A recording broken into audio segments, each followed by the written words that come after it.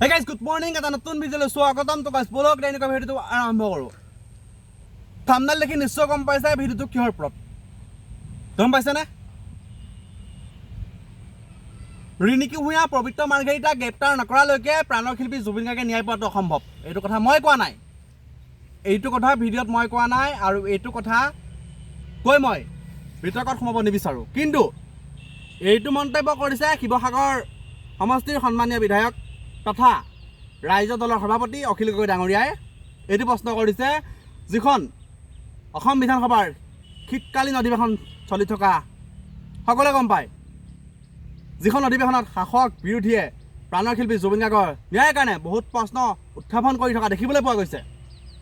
গম পাইছে, সেয়া লাগিলে শাসকেও হওক, সেয়া লাগিলে বিৰোধীয়ে হওক, সেয়া লাগিলে বিজেপিয়ে হওক, সেয়া লাগিলে কংগ্ৰেছেই হওক, সেয়া লাগিলে UPPL হওক, সেয়া লাগিলে AIUDF হওক বা ৰাইজৰ দলেই হওক, বিভিন্ন ৰাজনৈতিক দলসমূহৰ নেতাসমূহে হয়নে জুবিন গাৰ্গৰ ন্যায়ৰ কাৰণে বিভিন্ন ধৰণৰ দাবী, বিভিন্ন ধৰণৰ প্ৰশ্ন উত্থাপন কৰা দেখিবলৈ পোৱা গৈছে অসম বিধানসভাৰ এই শীতকালীন অধিৱেশনখনত। গম পাইছে, কিন্তু ৰাইজৰ দলৰ সভাপতি তথা অখিল গগৈ ডাঙৰীয়াই কলা বেজ পৰিধান কৰি মহাত্মা গান্ধীৰ প্ৰতিমূৰ্তিৰ তলত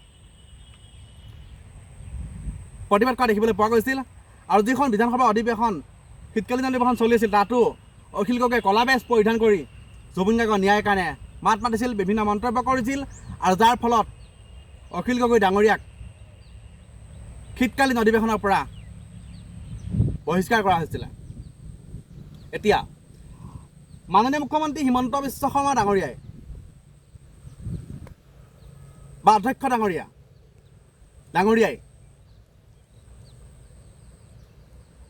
এতিয়া জুবিন গাৰ্গৰ ন্যায়ৰ কাৰণে যিকেইজন ব্যক্তিয়ে বা যিকেইজন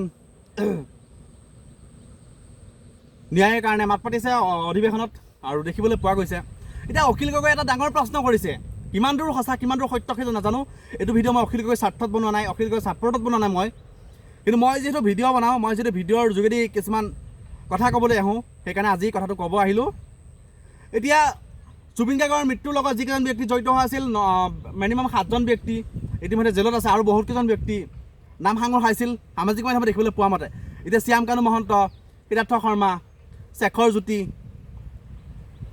অমৃতপ্ৰভা মহন্ত, নন্দেশ্বৰ বৰা, পৰেশ বৈশ্য, সন্দীপন গাৰ্গ, অম্লান বৰগোহাঁই নেকি, ইত্যাদি ইত্যাদি ইত্যাদি ইমানকেইজন ব্যক্তিৰ নাম সাঙুৰ হৈছিলে। আৰু এই পৰ্যন্ত আজি পৰ্যন্ত 29 তাৰিখ পৰ্যন্ত, নৱেম্বৰ 29 তাৰিখ পৰ্যন্ত 19 ছেপ্টেম্বৰৰ পৰা প্ৰাণৰ শিল্পী জুবিন গাৰ্গে ন্যায় পোৱা নাই। এতিয়া প্ৰাণৰ শিল্পী জুবিন গাৰ্গে এতিয়া ন্যায় পাব, আৰু জুবিন গাৰ্গে ন্যায় পোৱাটো আপুনিও বিচাৰে আৰু মই বিচাৰোঁ, হয়নে নহয়? আৰু এইটো ভিডিঅ'ৰ কমেণ্টত লিখিবলৈ একদম নাপাহৰিব যে জাষ্টিছ ফৰ জুবিন গাৰ্গ। এতিয়া অখিল গগৈ যিটো প্ৰশ্ন কৰিছে বা অখিল গগৈ যিখিনি কথা কৈছে যে জুবিন গাৰ্গক ভাৰত ৰত্ন দিব লাগে, আৰু জুবিন গাৰ্গক ভাৰত ৰত্ন দিব লাগিছিলে, এইটো কথা মই কোৱা নাই, আৰু এইটো মই কাকো সমালোচনা কৰিব অহা নাই, জাষ্ট কথাখিনি কৈ আছোঁ ভিডিঅ'ৰ যোগেদি। আপোনালোকে বিতৰ্ক নকৰিব, মোৰ ফালৰ বিনম্ৰভাৱে অনুৰোধ জনাইছোঁ। এতিয়া প্ৰাণৰ শিল্পী জুবিন গাৰ্গে কেতিয়া ন্যায় পাব, আৰু প্ৰাণৰ শিল্পী জুবিন গাৰ্গে ন্যায় পাব লাগিব, হয়নে নহয়? কাৰণ মানৱৰূপী ভগৱান এজনে ন্যায় নোপোৱাটো কোনেও কামনা নকৰে। প্ৰাণৰ শিল্পী জুবিন গাৰ্গে ন্যায় পাব লাগিব, হয়নে নহয়?